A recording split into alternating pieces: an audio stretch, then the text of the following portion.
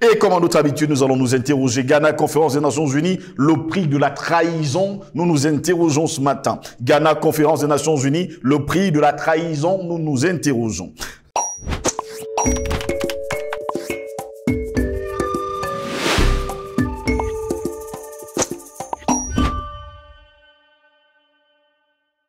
Les contes et légendes contiennent la sagesse de l'Afrique. Ils sont le voile qui recouvre les secrets de la tradition.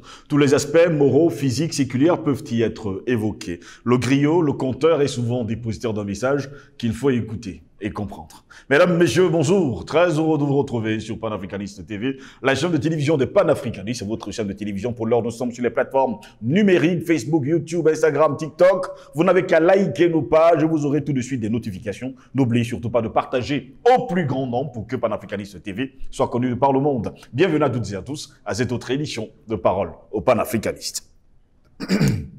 Pardon. Nana Akufo-Addo accueillera donc la prochaine grande messe des casques bleus. Eh bien, on vous le dit également, ce sera au Ghana, la capitale ghanéenne, qui a été justement choisie pour abriter la prochaine édition de la conférence ministérielle des Nations Unies sur le maintien de la paix. Elle devrait se dérouler la première semaine du mois de décembre 2023. Et nous nous poser la question, pourquoi est-ce que cette conférence des casques bleus aura bel et bien lieu à Accra au Ghana? Est-ce parce que Nana Akufo-Addo a vendu son âme au diable, ou est-ce tout simplement le prix de la trahison? Voilà pourquoi nous nous interrogeons. Ghana, Conférence des Nations Unies, le prix de la trahison. Eh bien, c'est notre grande interrogation. Pour répondre à nos questions, nous sommes avec Jonathan Batengene. Il est enseignant à l'université de Douala, il est panafricaniste et il est notre invité ce matin. Jonathan Batengene, bonjour, bienvenue à vous. Bonjour mon frère Gross, bonjour aux milliards de téléspectateurs qui nous suivent.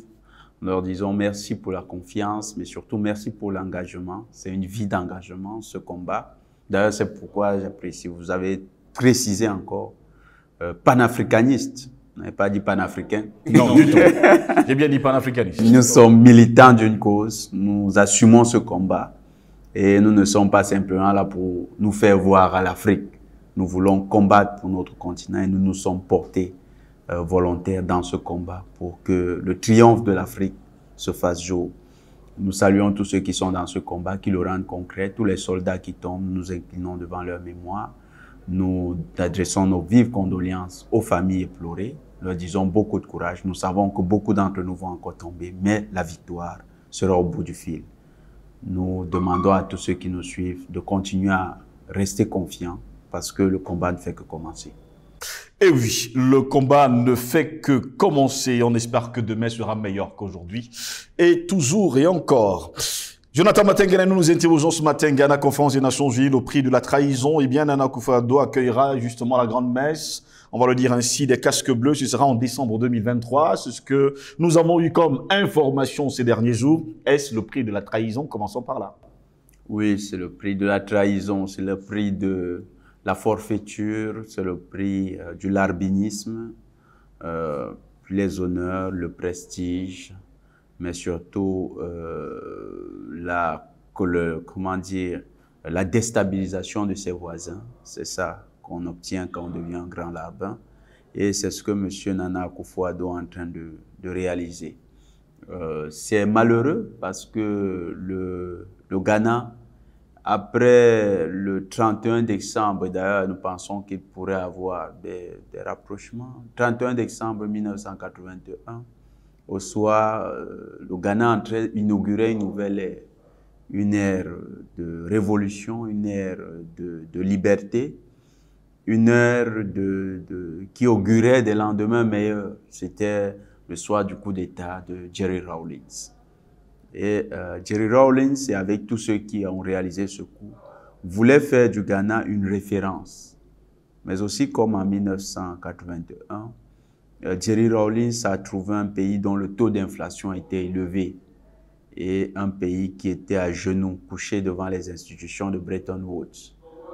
Le Ghana demandait, sollicitait l'accompagnement des institutions mondiales pour sortir d'une crise qui semblait désormais un cercle vicieux.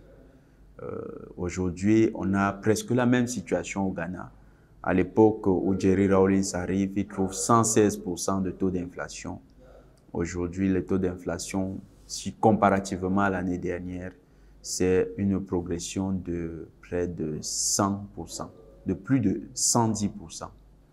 On était l'année dernière à la même période à quelque chose comme 17%. Aujourd'hui, nous sommes à Les choses se sont aggravées finalement. 43,7%, donc 44%. Et ça, c'est les statistiques d'octobre. On ne connaît pas encore celles de décembre. Ça pourrait être bien pire que ça. Un pays à genoux parce qu'il a choisi la voie de la servitude, à genoux parce que son dirigeant a choisi de devenir un larbin, c'est-à-dire un dirigeant d'opérette, un homme qui se couche devant les intérêts de l'étranger et qui veut déstabiliser sa sous-région. C'est le prix de tout ça que paye aujourd'hui le Ghana et d'ailleurs le peuple ghanéen qui s'est levé depuis le mois de juin, qui manifeste pour revendiquer sa liberté, pour revendiquer le départ de Nana Akufo-Addo. Ce peuple se sent donc vivement interpellé. Jusqu'à preuve de contraire, vous pensez qu'aujourd'hui, ce que Nana Akufo-Addo a fait vivre aux Ghanéens est une trahison à la mémoire des gens comme Jerry Rawlings? Oui, et c'est pas moi qui le dis. C'est l'ancien chef d'état-major de Jerry Rawlings, c'est quoi, Nuno Santo. Il dit quelque chose comme quoi, il explique que c'est une déclaration qu'il a donnée le 12 décembre. Il dit « Toutes les conditions sont aujourd'hui réunies pour qu'un homme providentiel à la Jerry Rawlings revienne au Ghana. » C'est un militaire qui l'a dit. Un militaire. Ça a tout son sens. En fait, quand vous écoutez ce dernier, vous comprenez qu'il y a une nostalgie. Il parle de tout ce cadre que Jerry Rawlings avait apporté. Après 11 ans, un cadre de prospérité. Tout ceci s'est effondré sous Nana Akufo-Addo.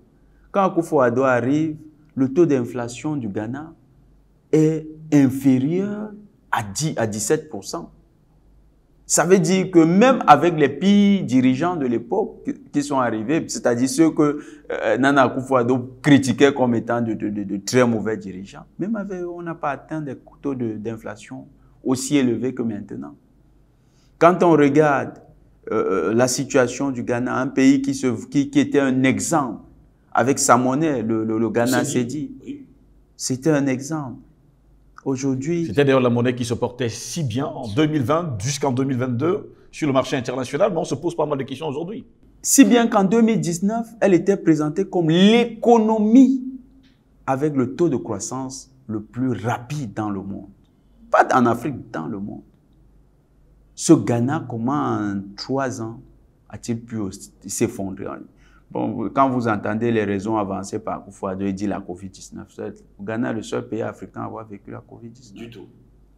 Pourquoi les autres ne sont pas dans cette situation?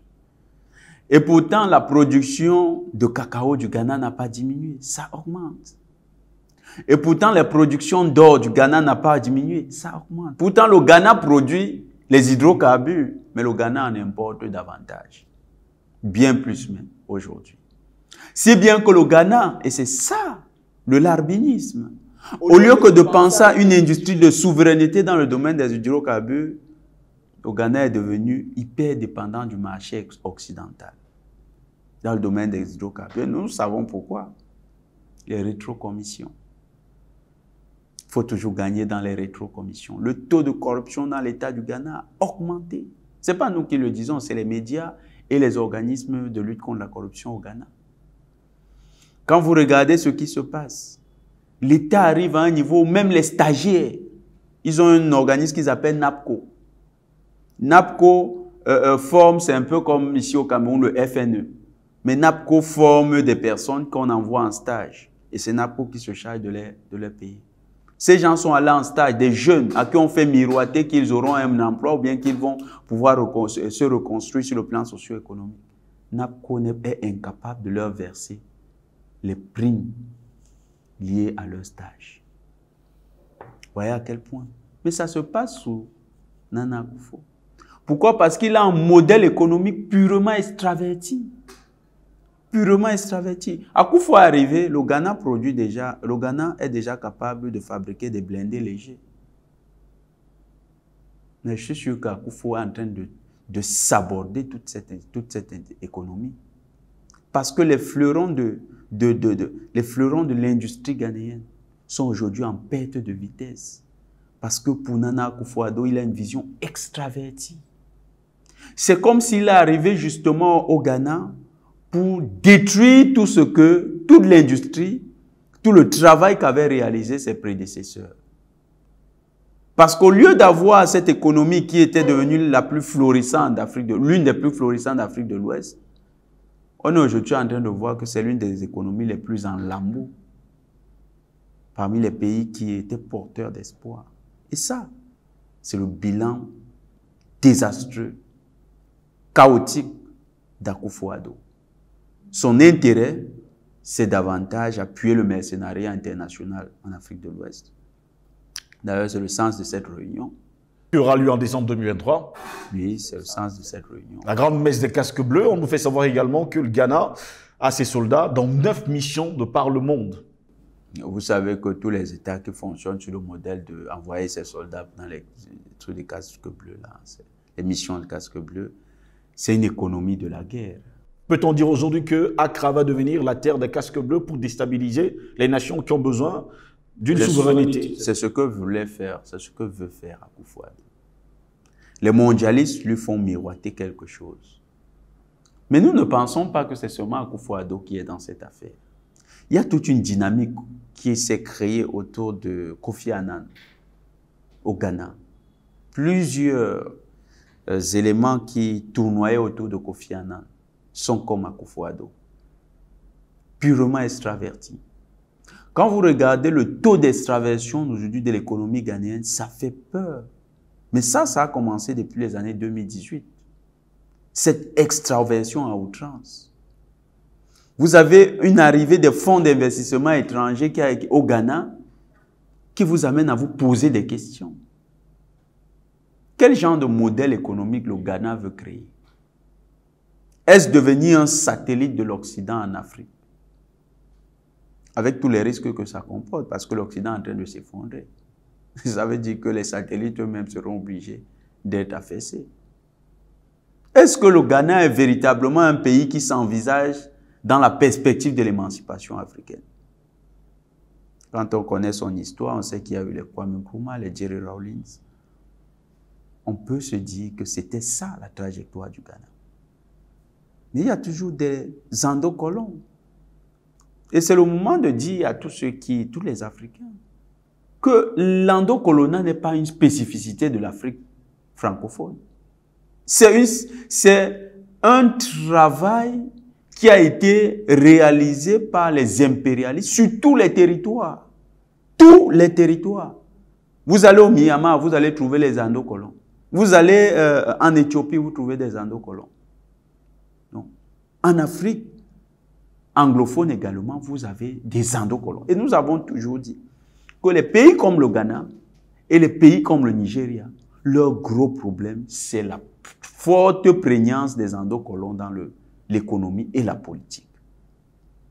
Nous allons réaliser la libération de l'Afrique sans compter sur ce genre de pays. Le Ghana mise sur cette aura avec cette position satellite pour asseoir une sorte de leadership dans la sous-région Afrique de l'Ouest. Mais prenons un peu les choses du bon bout. Le Ghana aurait été un leader en Afrique de l'Ouest, que l'Afrique de l'Ouest serait une région prospère. Ça nous aurait réjoui. Mais dans la mesure où le Ghana devient un leader de l'Afrique de l'Ouest, avec des missions de déstabilisation que l'on maquille sous la bannière de mission des Nations Unies, parce qu'on sait ce que les missions des Nations Unies font sur les territoires, c'est la facilitation c'est le transport des terroristes, qu'on appelle les mercenaires étrangers, qu'on appelle les rebelles généralement, les mercenaires étrangers qu'on appelle les rebelles. Et je veux pour preuve le fait que au mois de novembre dernier, il y a une altercation entre les populations congolaises de la ville de Goma et les missions des Nations Unies, parce que les populations avaient remarqué que plusieurs rebelles mercenaires du M23 étaient transportés dans les véhicules des casques bleus de la MONUSCO. Oui. Donc, c'est des gens qui facilitent les déplacements des rebelles, qui permettent l'infiltration des rebelles dans d'autres villes, qui renseignent les rebelles. J'en veux pour preuve le témoignage du frère de Nestor Podassi au Burkina. Son frère est militaire burkinabé. Et son frère, dans son témoignage qui nous a été rapporté par Nestor Podassi, nous dit qu'au Mali, les casques bleus dont il était parti, quand ils arrivaient dans des villes occupées par les terroristes, ils n'avaient pas le droit de se montrer hostiles. Et ils ne devaient pas dénoncer les positions des terroristes à l'armée malienne. Par contre, le cas inverse, ils devaient donner les positions exactes de l'armée malienne aux terroristes. C'était les instructions qu'ils recevaient. C'est de la participation au terrorisme. Donc vous avez le Ghana qui veut le leadership dans l'organisation de ces massacres en Afrique de l'Ouest. C'est une traîtrise à nul autre pareil. Le Ghana va devenir finalement un danger pour les pays de l'Afrique de l'Ouest. Oui, le Ghana sera un danger pour l'Afrique de l'Ouest. Mais pas le Ghana en tant que peuple. Parce que nous faisons confiance au peuple ghanéen. Dans la manifestation qui a eu lieu le 12 décembre dernier, les jeunes qui sont allés dans la rue avaient des t-shirts rouges. Il n'y a pas que le 12 décembre dernier, tous ces derniers jours-ci, ils sont toujours dans les rues. Ils sont dans les rues. Et il y a un élément. Au Ghana, le t-shirt rouge, c'est de l'anthropologie. Le t-shirt rouge est un signe de combat. Ça veut dire qu'on fait la guerre. Ceux qui savent interpréter comprennent que le peuple ghanéen est en train d'annoncer à Akufo-Addo qu'ils vont lui faire la guerre. Lando Colonna ne peut pas s'installer au Ghana avec la quiétude qu'on a vue dans certains pays.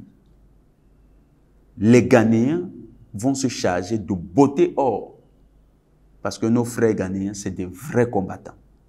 Ils vont réussir ce combat.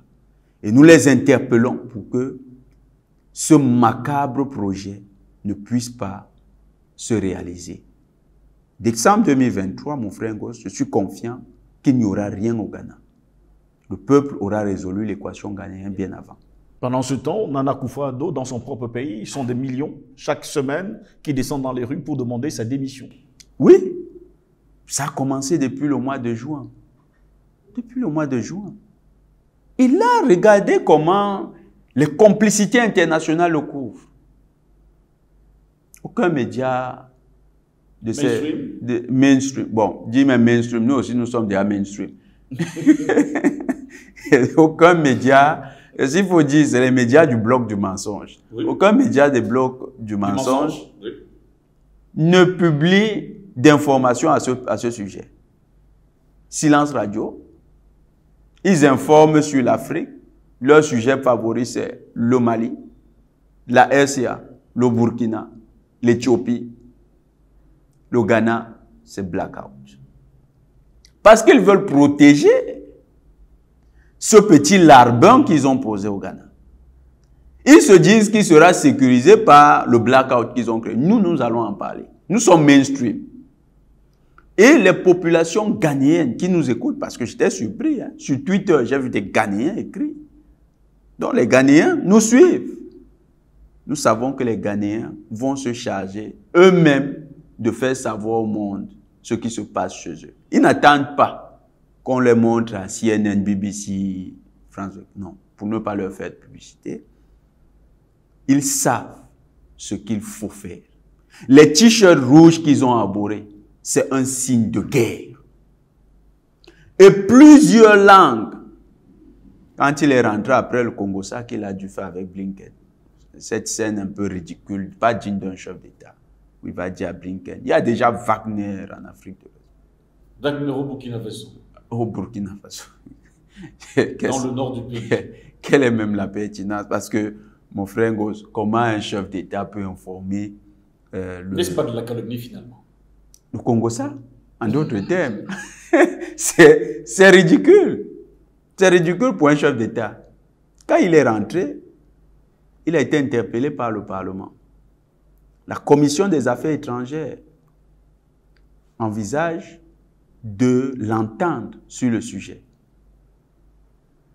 Il y a un député qui a d'ailleurs posé le problème, un député de son parti, hein, qui a posé le problème très clairement. Il a expliqué que Akufo-Addo est un chef d'État, mais il s'exprime comme s'il avait des problèmes personnels à révéler à quelqu'un d'autre et qui ne relève pas du cadre diplomatique. Il dit ce que Akufo-Addo a fait pose un risque de conflit, de crise diplomatique entre le Burkina Faso et le Ghana. Pourtant deux pays frères. C'est ce qu'ils ont dit. Le parti, c'est le NPP, New Patriotic Party, NPP, son parti. C'est eux qui ont dit ça. Mais Akufo, dans sa volonté d'être le meilleur des larbins, il s'illustre par une scène de Congo-Ça en public. Pour ceux qui ne savent pas, Congo-Ça, c'est de la calomnie. Mais est-ce qu'il peut vraiment informer Blinken de quelque chose? Blinken a la CIA, qui parfois informe, qui a informé même Akufo lorsqu'il y avait une crise avec les militaires chez lui, qui lui a dit qu'on peut te faire un coup d'État. Donc c'est lui qui s'en va dire encore à Blinken des choses qui se passent tout à côté, alors que c'est Blinken qui l'a sauvé d'un coup d'État. Mais comment on dit ça? C'est l'hôpital qui se moque de la charité. Donc, Akufo-Addo, aujourd'hui, il essuie une vague de contestation qui n'est plus simplement populaire, elle est devenue institutionnelle. Il sera entendu devant la Commission des Affaires étrangères. Nous faisons confiance que les députés ghanéens vont se montrer assez professionnels, vont se montrer assez souverainistes pour défendre les intérêts de leur pays et mettre des gens en difficulté, M. Akufo. Mais de toutes les manières, les manifestants actuels et tout ce qui se fait, tout montre que l'ère d'Akufo est en train de passer.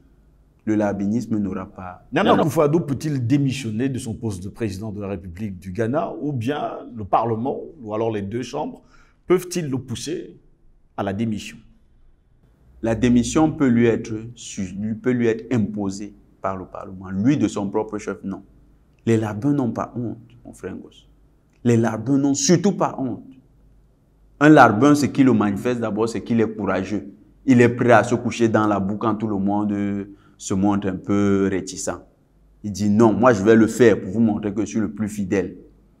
Ce n'est pas des gens sur qui il faut compter en matière d'intégrité, d'honneur. Ces notions-là, ça ne veut rien dire pour eux. Ce qui compte pour eux, c'est comment au maximum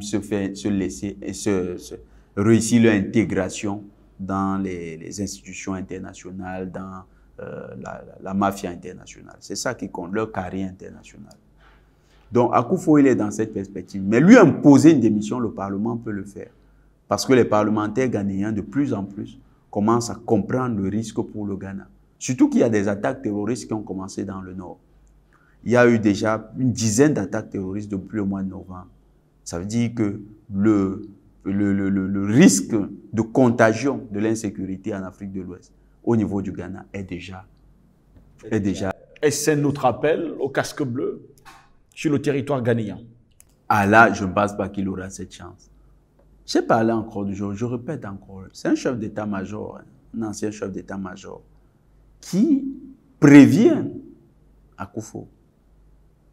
Il dit que les conditions sont réunies pour qu'il y ait un nouveau Jerry Rawlings. Et mon frère Ngoz, on parlait du 31 décembre 1981. Nous sommes aujourd'hui le 28 décembre 2022. Qu'est-ce qui ne nous dit pas que le 31 décembre 2022 pourrait nous ramener au 31 décembre 1982? Apparemment, le continent africain est habitué au coup d'État de la Saint-Sylvestre. C'est une particularité des Africains. Ils aiment bien rentrer dans la nouvelle année avec de nouvelles dispositions. Et dans les pays où cela s'impose... On a eu le cas en RCA et surtout au Ghana. D'ailleurs, en RC, on avait surnommé celui-là le coup d'État de la Saint-Sylvestre. Dans l'autre cas, ce n'était pas un coup d'État salutaire, c'était réactionnaire. Dans l'autre cas, c'était salutaire. C'était un coup d'État panafricaniste.